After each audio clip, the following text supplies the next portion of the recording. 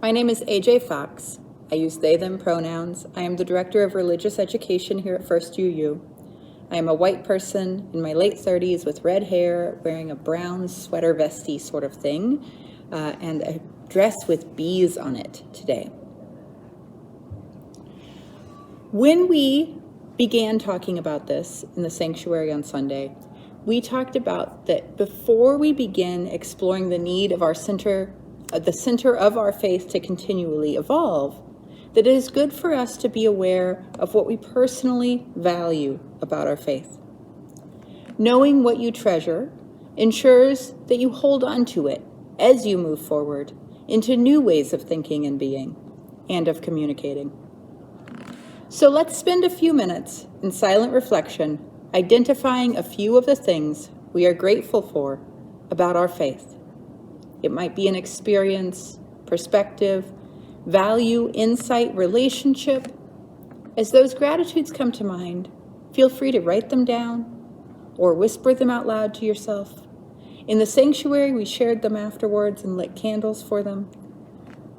Take time to think about what you value about the Unitarian Universalist faith community here.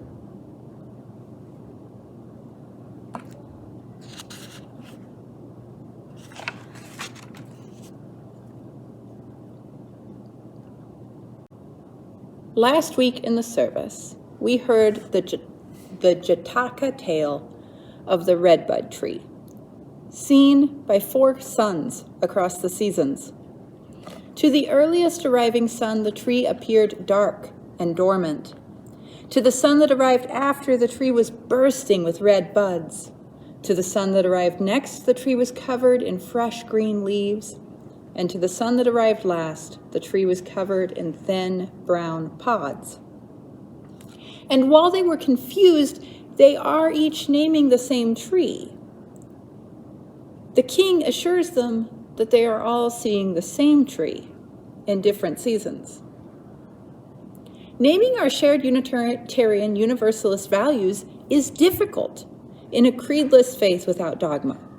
We are searching for human words to communicate our shared values, understanding that human attempts to label and communicate with words will always be exactly that, attempts. While driving, my almost 6-year-old Vonnegut and I sometimes listen to a podcast called But Why? It's a podcast for curious kids. It's an NPR podcast from Vermont Public, with kids asking various questions and the podcast hosts very patiently taking the questions seriously, going and finding an expert and interviewing them about the why of it all. A couple weeks ago, we listened to an episode where a 6-year-old named Winlin asked, "Who invented words?" And they brought on a linguist named Dr. McWharton, who said the following, and yes, I went home and Googled this transcript. I did not memorize this. Dr. McWharton said, "Language changes all the time. In the same way as the clouds in the sky are always moving. If you look up and see the clouds looking one way today, then you don't look up tomorrow and wonder why the clouds aren't in the same place. They're always moving. Language is the same way because sounds are always changing a little bit. For example, the word tree. It used to be pronounced more like tre. You hear someone saying something like tre. Now you might hear them in a part of your mind as saying something more like tree. And so the word, you're going to grow up saying tre as something more like tre. Well, then the person who listens to you talking and learns how to talk might hear even more like tree. And pretty soon, the word is tree. Today, a lot of people don't say tree. They say tree, tree. And that's because the tree sound is a little bit like tree, and your mouth kind of wants to go to tree from tree. So the word changes bit by bit. So you can go from tre to tree. And if you imagine that happening for every word in every language all the time, you know why one language could never stay just the way it is. It's always inching along and changing into a new language. Assuming that our ways of attempting to communicate our faith will change.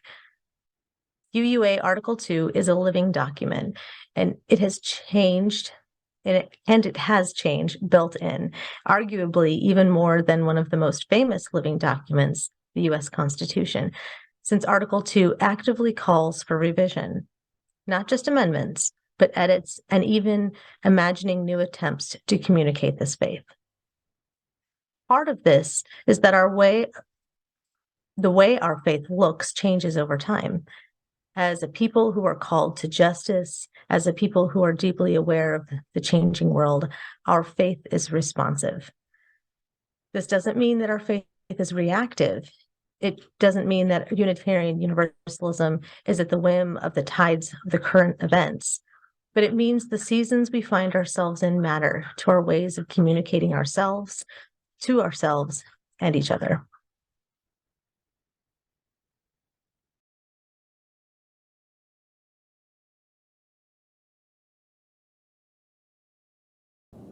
But that cloud metaphor, y'all, there are days, centuries, where the clouds barely meander, where the same cumulus clouds bounce along for hours, barely shifting. And there are days when the wind is up and the murmurations of starlings rise and circle against the gusts. I was born in 1985. The last time Article 2 was revised was in 1987. And Article 2 is full of that language, those shifting meanings that allow us to describe ourselves and our work today, to describe the center of Unitarian Universalism. I do not believe the revisions submitted in Article 2 would have read the same 30 years ago. In fact, I know they wouldn't have, because they wouldn't have read the same 11 years ago when I shifted back from the Fayetteville congregation to the First UU congregation. Diversity and multiculturalism are not new words, but our understanding of them and the intention that they bring to the table has changed.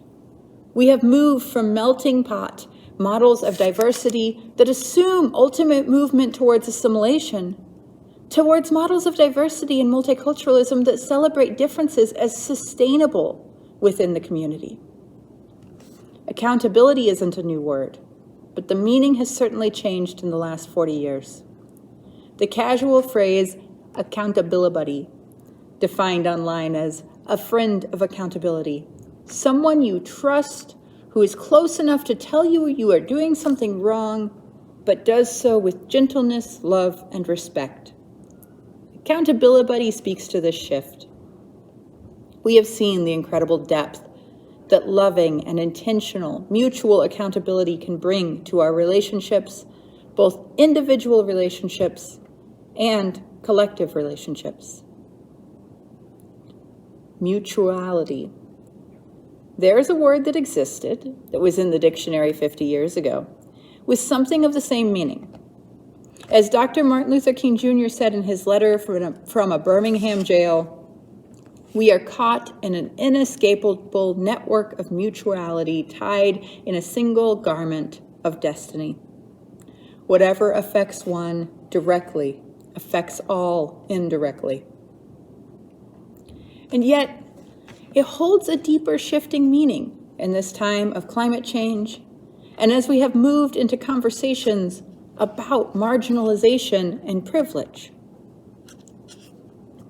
The language in the revision of never complete and never perfect lets us peek at the ways that diversity has opened up conversations about white supremacy manifesting itself in perfectionism. As Jones and Akun wrote in 2001, that in white supremacy culture, mistakes are seen as personal, i.e., they reflect badly on the person making them, as opposed to being seen for what they are, mistakes. Making a mistake is confused with being a mistake. Doing wrong is confused with being wrong. Stepping out of that white that facet of white supremacy culture allows a richer way of evolving spiritually and ethically, both individually and as a community. And inclusive and accessible? Oh, the way those words have changed in meaning, deepened our understanding of each other and ourselves since 1987. You could not have written Article 2 and had it mean what it means today 40 years ago. And there are ways that having words changes who we are. Article 2 reflects many folks of the UUA and in congregations just like ours, grappling with what it is to be Unitarian Universalist today in the language landscape we find ourselves in. But it also doesn't change who we are. It just allows us to communicate who we are, lest we get carried away thinking the season, the current cloud formation, the current enunciation means who we are. This is still ultimately about finding our center and describing our center as it fits within this world. We talk about storm clouds and shifting language and seasons, but what is at the center of Unitarian Universalism? There's a Buddhist teaching about a monk and the scorpion. This version comes from Doorways from the Soul, 52 wisdom tales from around the world, and it goes like this. Once, a monk sat on the banks of the Ganges River with one of his students. As they watched the water flow by, a large scorpion made its way along the steep banks, fell into the water, and began struggling and drowned. Without hesitation, the monk reached in and pulled the scorpion from the water. As he placed it on the bank, it stung his hand. Several minutes later, the same scorpion fell again into the river and commenced to drown. Again, the monk reached in and again was stung as he set the scorpion on the bank. A third time, the scorpion fell, and a third time, it was retrieved by the monk with the same results. The student could no longer restrain himself. Master, he asked, why is it that you keep saving that beastly scorpion from drowning? Can't you see it's just going to sting you? Yes, I know it's going to sting me, laughed the monk. It is the dharma of the scorpion to sting, but it is my dharma to save. Article 2 revision names love as being the center of Unitarian Universalism. The rest of it, the ways that we strive to live, is about supporting that center.